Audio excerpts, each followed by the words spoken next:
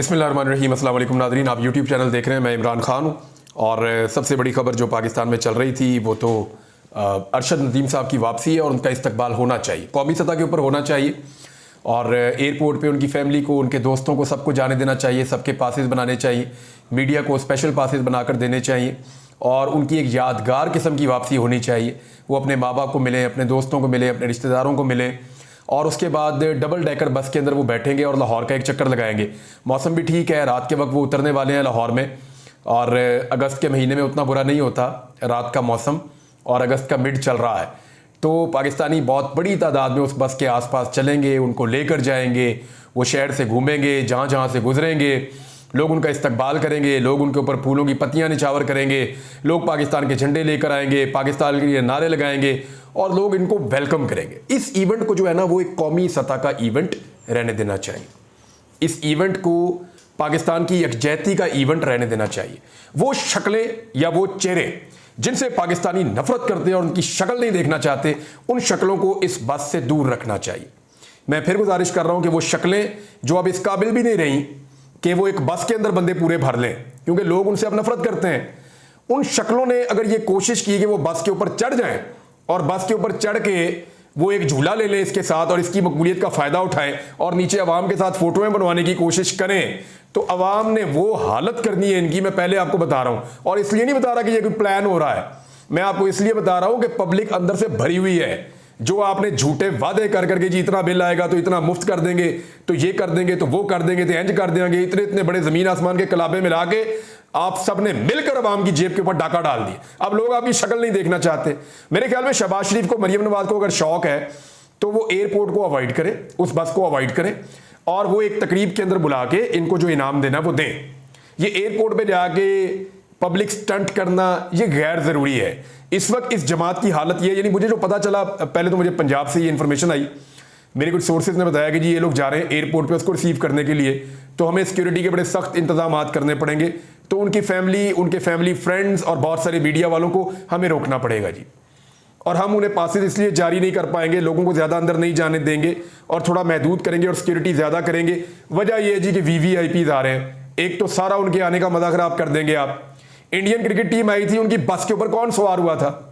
कोई भी सवार नहीं हुआ था, तो बस कर दो, बहुत हो गई है, आपकी मकबूलियत खत्म हो गई है। किसी एक आदमी को तो मकबूलियत एंजॉय करने दो पाकिस्तान में, वो चैंपियन है, हीरो है इस मुल्क का, उसको हीरो की तरह आने दे। उसके आसपास आप इकट्ठे होंगे, लोगों को बुरा इमेज जाएगा। मेरे ख्याल में कोई भी पॉलिटिकल पार्टी हो उसको अपने आप को इन चीज़ों से दूर करना चाहिए। हाँ ठीक है, आप तकरीब कर लें बाद में, ऐवान वज़ीर आला में मरियम नवाज साहिबा कर लें और अगर मिलने का शौक है उनके घर जाके मिल लें या अपने घर बुलवा के मिल लें, वहाँ पे उनको जो चेक देना है, जो भी उनको एजाज़ देना है वो उनको वहाँ पे दे दें। सदर साहब ने मिलना है ऐवान सदर में बुला लें, अगर कोई इदारे ने मिलना है वो अपने इदारे में बुला के बाद में मिल लें या जाके उनके घर में मिल लें। शहबाज शरीफ वज़ीर आज़म हाउस में बुला सकते हैं उनको, वहां पे मिल सकते हैं, उनके ऑनर के अंदर एक तकरीब रख सकते हैं, तो ये सारा कुछ कर सकते हैं, सारा कुछ है इनके पास। ये कैश करने जा रहे हैं उसकी पॉपुलैरिटी कि जनाब हम सबसे पहले पहुंचे, हमने इसको बनाया। वो क्या कहते हैं, मुक्के लड़ा लो, आपका विजन है, आपका विजन है, इथों लैके 5 फुट ताड़े को इट नहीं सुट्टी जाती, आपका विजन है। यानी ये आपका कैसा विजन है आपका कि यानी जो पाकिस्तान में कोई कामयाबी हो जाए अपने खाते जबरदस्ती डाल लेते हैं और जो नाकामी हो जाए वो दूसरे के खाते जबरदस्ती डाल देते हैं। आपका विजन है पूरी दुनिया में। आपने ये जुमला बोल के, राना मशहूद साहब, मैं बड़े बड़े अच्छे दोस्त हैं, उन्होंने मजाक बनवा दिया पाकिस्तान का, बड़ा अनफॉर्चुनेट है। तो वो पंजाब हुकूमत की दौड़ें लगी हुई हैं कि जी प्रोटोकॉल इधर देने पड़ेंगे सबको, और अगर बस के अंदर सवार होने का इन्होंने फैसला कर दिया। वैसे मैं आपको ये बताऊं कि मुझे कुछ लोगों ने बताया कि ये बात आगाह की गई है कि बस के उत्ते सवार होना है तो ताड़ी अपनी जिम्मेदारी है। अगर आप बस के ऊपर सवार होना चाहते हैं तो नीचे लोगों की जबानें नहीं हम बंद कर सकते। अगर नीचे से कोई कुछ भी बोलता है तो जमहूरियत अभी वो बोलता है। अब इतना बड़ा इवेंट होगा, ऊपर एक कौमी हीरो है और वो जा रहा है बस के अंदर, नीचे लोग खड़े हुए हैं, वो उसके साथ खड़े हुए देखते हैं किसी ऐसी शक्ल को जिसपे उनको गुस्सा है कि उसने उनकी जेब पे डाका डाला है और वो कोई 2 जुमले बोल देते हैं तो आप उसको गिरफ्तार करेंगे। पूरी दुनिया में पाकिस्तान का क्या इमेज जाएगा? पूरी दुनिया के अंदर पाकिस्तान को खराब करेंगे। लिहाजा अवॉइड करें, बड़े मौके अल्लाह आपको दे देगा सियासत करने के, कहीं और जाकर सियासत कर लीजिएगा।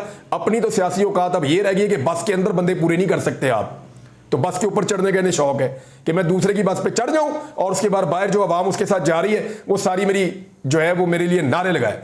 लोग आपके लिए नारे नहीं लगाएंगे। पहले भी कई बंदे बेचारे मुअत्तल हो गए इसी चक्कर में, लाहौर वालों को भी अब चैलेंज पड़ा हुआ है, तो मेरे ख्याल में इसे अवॉइड करना चाहिए। एक और बहुत बड़ी खबर है, और ये बड़ी इंपॉर्टेंट खबर है।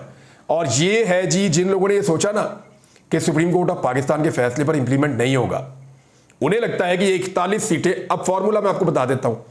फॉर्मूला ये बनाया गया हुकूमत की जानिब से और उनके सहूलतकारों की जानिब से कि ये जो 41 सीटें मिलने जा रही हैं पाकिस्तान तरीके इंसाफ को, इनको रोक लिया जाए। जो 39 चली गई वो तो चली गई, इन 41 को रोक लिया जाए। जब ये 41 रुक जाएंगे तो ये आजाद उम्मीदवार हो जाएंगे। तो 41 हो गए आजाद, बाकी सारे हो गए पॉलिटिकल पार्टीज के। तो पीटीआई को जब मुतनासिब नुमाइंदगी मिलेगी तो उन्हें 39 सीटों के हिसाब से मिलेगी, 41 के हिसाब से नहीं मिलेगी। तो जब उन्हें 39 के हिसाब से मिलेगी तो उनके नंबर कम हो जाएंगे। ये 41 आजाद उम्मीदवार होंगे और कुछ मखसूस नशिस्तें मुतनासिब नुमाइंदगी के तौर पे बाकी जमातों को भी मिल जाएंगी। तो पीडीएम का जो नुकसान फर्ज करें 20 सीटों का हो रहा था, तो वो कम होकर अब 8-10 सीटों का रह जाएगा। और वो पूरा करने के लिए इतने सारे आजाद यहां फिर रहे, तो उन्हें मजबूर किया जा सकता है आईनी तरमीम में, क्योंकि आजाद रुकन असेंबली के ऊपर डिफेक्शन क्लॉज भी नहीं लगती। तो अब इनका ये फार्मूला था, लेकिन उस फार्मूले पे पानी फेंक दिया जस्टिस मंसूर अली शाह साहब ने। उन्होंने कहा क्या, उनका आग लगा देने वाला स्टेटमेंट है। बहुत सारे लोग छलांगे मार रहे हैं, तत्ते तवे पे बैठे हुए हैं। उसकी वजह मैं आपको बताता हूं, जरा स्टेटमेंट आप सुने, मैं आपको पढ़ के सुनाता हूं कि जस्टिस मंसूर अली शाह साहब ने एक तकरीब में क्या कहा फैसले पर अमल दरामद के हवाले से, और कितनी दफा कहा आप हैरान हो जाएंगे। यानी बार बार कहा, 1 दफा, 2 दफा, 3 दफा, 4 दफा, 5 दफा, बार बार उन्होंने कहा। और कैसे कहा, जरा ये अल्फाज आप देखें। हाल ही में हमने कहा, हमने हाल ही में भी ये बात की है, ये बात बिल्कुल क्लियर कर लें, ये कभी नहीं हो सकता कि सुप्रीम कोर्ट की जजमेंट पर अमल दरामद ना हो। बड़ा जोर देकर उन्होंने कहा यह नहीं हो सकता, ये आइन में है, ये आइन की खिलाफ वर्जी होगी अगर ऐसा सोचा जाएगा तो। क्योंकि इंतजामी इदारों को समझना है कि उनके पास कोई रास्ता नहीं है। बड़ा क्लियर कर दिया, इंतजामी इदारे जिन्होंने इंप्लीमेंट करना है, इलेक्शन कमीशन हो गया, गवर्नमेंट हो गई, इन्होंने कौमी असम्बली होगी, इन्होंने इंप्लीमेंट करना है। इंतजामी इदारे इसको समझें, उनको समझना होगा कि उनके पास कोई रास्ता नहीं है, उन्होंने इंप्लीमेंट करना है। सुप्रीम कोर्ट के अहकामात को मानने के अलावा उनके पास कोई रास्ता नहीं है। और ये मैं नहीं कह रहा, ये आईने पाकिस्तान कह रहा है, आइन का ये स्ट्रक्चर है और ये अथॉरिटी ड्रॉ करती है सुप्रीम कोर्ट ऑफ पाकिस्तान आइन से। पाकिस्तान का आइन पाकिस्तान सुप्रीम कोर्ट को ये अथॉरिटी देता है कि उसके फैसलों पर अमल दरामद होना है, और ये आइन में लिखा है, मैं नहीं कह रहा, किसी और डॉक्यूमेंट से नहीं हो रहा, ये आइन से हो रहा है। यानी कहीं और नहीं लिखा हुआ, आइन के अंदर लिखा हुआ है। किसी के पास चॉइस ही नहीं है, कोई ऑप्शन नहीं है कि वो बयान करे कि ठीक है या नहीं है या गलत है। यानी ये जो कहा गया ना एक अकलियती फैसले में, इख्तलाफी फैसले में, कि जनाब गैर आईनी चीज के ऊपर अमल दरामद ना करो, किसी के पास चॉइस ही नहीं है। ये तो चॉइस है ही नहीं कि ठीक है या गलत करें।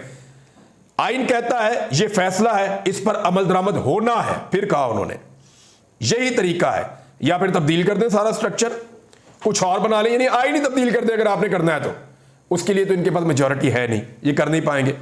मगर इस वक्त का जो आइन है, जो इस वक्त पाकिस्तान में है और जो उसका स्ट्रक्चर है, उसके मुताबिक तो यही पोजीशन है और इसे डिसरिगार्ड और डिले नहीं किया जा सकता। यानी इसके अंदर ताखीर नहीं की जा सकती किसी फैसले को भी, वरना आप सारा लीगल सिस्टम बिगाड़ कर रख देंगे। यानी जो आप करना चाहते हैं ना, जो हुकूमत की ख्वाहिश है, उन्होंने कहा जी आप तो सारा लीगल सिस्टम बिगाड़ कर रख देंगे, इसका सारा बैलेंस आप खराब कर देंगे। आइन का और लीगल सिस्टम का अगर आप इस तरफ चल पड़े कि फैसलों पर अमल दरामद नहीं होना चाहिए, ये हो नहीं सकता। उन्होंने एक बार फिर कहा कि आप ये कैसे कह सकते हैं फैसलों पर अमल दरामद नहीं होना चाहिए, ये हो ही नहीं सकता। ये सेपरेशन ऑफ पावर के भी खिलाफ है। सेपरेशन ऑफ पावर होता है कि हर एक की अलग अलग पावर होती है ना, हुकूमत चलाने के लिए या एक रियासत को चलाने के लिए मुख्तलिफ जगहों पे मुख्तलिफ पावर्स काम कर रही होती हैं। जुडिशरी होती है, एग्जीक्यूटिव होती है, इंतजामिया, और लेजिस्लेचर होते हैं जो कानून साजी करते हैं। तो सबके अपने अपनी पावर्स होती है ना। तो उन्होंने ये मिसाल दी, तो उन्होंने कहा मीडिया उसकी अपनी एक अलग सेपरेशन ऑफ पावर है। तो उन्होंने ये कहा कि सेपरेशन ऑफ पावर हमें एक काम देता है, एग्जीक्यूटिव को एक और काम देता है, लेजिस्लेचर्स को एक और काम देता है। जो हमारा काम है वो हम करेंगे, वरना आप सेपरेशन ऑफ पावर को भी आउट ऑफ बैलेंस कर देंगे। और ये सेपरेशन ऑफ पावर जमहूरियत का अहम कंपोनेंट है और इसको डिस्टर्ब नहीं होना चाहिए। बार बार उन्होंने कहा, लगातार उन्होंने कहा, और वो कहते रहे कि हर हाल में आपको सुप्रीम कोर्ट ऑफ पाकिस्तान के फैसले पर अमल करना है। अब जिसमें हिम्मत है ना वो करके देख ले कि वो अमल नहीं कर रहा। यास्मीन राशिद साहिबा के हवाले से एक खबर है और मैं वो खबर आपको ज़रूर सुनाना चाहूँगा क्योंकि उन्हें बहुत लंबा अरसा हो गया कैद में। रोज़ाना वो नवाज शरीफ को शिकस्त देती हैं। नवाज शरीफ चाहते तो एक दफ़ा हार जाते उनसे, लेकिन नवाज शरीफ ने पसंद किया कि वो रोज़ाना यास्मीन राशिद से हारेंगे। तो उन्होंने कहा कि 9 मई के पुरतशद्दुद वाक़यात से मुताल्लिक अपने खिलाफ दर्ज मुकदमात में ज़मानत की दरख्वास्त पर समाअत के दौरान उन्होंने जज से कहा, अगर मुझे जेल में कुछ हुआ तो जिम्मेदार आप होंगे, सिर्फ मेरी नहीं सब दोस्तों की ज़मानतें होनी चाहिए। देखिए आज भी वो खातून कह रही है कि मेरी ज़मानत अकेली की नहीं, सारों की ज़मानतें होनी चाहिए और सबको बाहर आना चाहिए। ये है लीडर, ये एक माँ की तरह वो डील करती हैं, एक लीडर की तरह वो डील करती हैं और उनका ये कहना है कि कुछ भी हो मैंने अकेले ने बाहर नहीं आना, सबको बाहर आना चाहिए। फिर शाह महमूद कुरैशी दौरान समाअत रोस्टम पर आए और कुरान मजीद पर हलफ लेने की इस्तदा की। उन्होंने कहा कि अदालत मेरा और प्रोसिक्यूशन का कुरान मजीद पर हलफ ले, सबूत और गवाहों को छोड़े, अब बात कुरान मजीद के हलफ के ऊपर होगी। उन्होंने कहा हलफ ले ले अगर हम जिम्मेदार हैं, मैं बताता हूं मैं इसके लिए जिम्मेदार नहीं हूं। शाह महमूद कुरैशी साहब ने तो यह भी कहा कि 40 साल हो गए मेरी सियासत, 39 साल मेरे ऊपर एक भी पर्चा नहीं हुआ, ये 40वें साल मेरे ऊपर 55 पर्चे हो गए। ये कैसा साल था? ये वो साल था शाह साहब जब एस्टेब्लिशमेंट आपके खिलाफ हो गई। ये वो साल था जब पाकिस्तान में पूरा निज़ाम एक तरफ खड़ा था और आप इमरान खान के साथ दूसरी तरफ खड़े थे। बहरहाल शाह महमूद कुरैशी साहब ने जो बात की वो मैंने आपके सामने रख दी। उन्होंने कहा कि इमरान खान एक सियासी हकीकत है, ये भी कहा उन्होंने, और उसको तस्लीम किए बगैर मुल्क में इस्तेहकाम नहीं आ सकता। 75 सालों से गद्दारी के सर्टिफिकेट बांटे जा रहे हैं, एक दूसरे को गद्दार कहना बंद होना चाहिए। बलोच रहनुमा नवाब अकबर बुगटी के साथ जो हुआ वो जुल्म था। अकबर बुगटी एंटी पाकिस्तान नहीं था। उन्होंने कहा महमूद अचकज़ई जमहूरी सोच रखने वाले शख्स हैं, जमहूरी और आईनी सोच रखने वाला शख्स गद्दार नहीं हो सकता।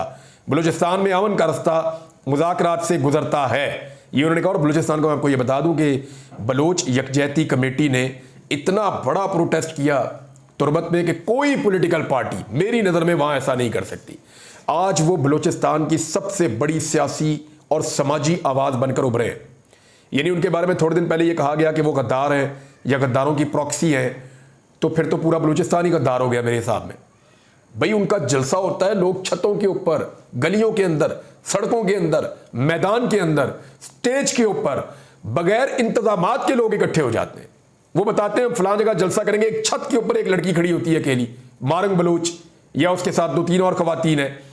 वो जब खड़े हो जाते हैं तो पूरा बलूचिस्तान आकर खड़ा हो जाता है। यानी उन्हें अब कोई बहुत बड़ी बड़ी पॉलिटिकल पार्टियों की आवाज़ों की जरूरत नहीं है, वो खुद एक बहुत बड़ी आवाज़ बन गए बलूचिस्तान की। तो उन्होंने बहुत बड़ा जलसा किया। बलूचिस्तान की जो बलोच यकजहती कमेटी है, मेरे ख्याल में उनके मुतालबात माने जाने चाहिए और अभी कुछ उनके साथ चीज़ें गवर्नमेंट की तय भी हो रही हैं, जो इतलात आ रही हैं, जो बड़ी खुशाइन बात है। उमर अयूब साहब ने एक स्टेटमेंट दिया और ये बड़ी अहम बात है जो उमर अयूब साहब ने कही है।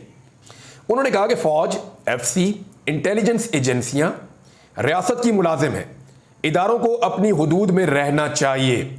इमरान खान 9 मई की CCTV फुटेज के लिए केस करेंगे, ये भी उन्होंने कह दिया।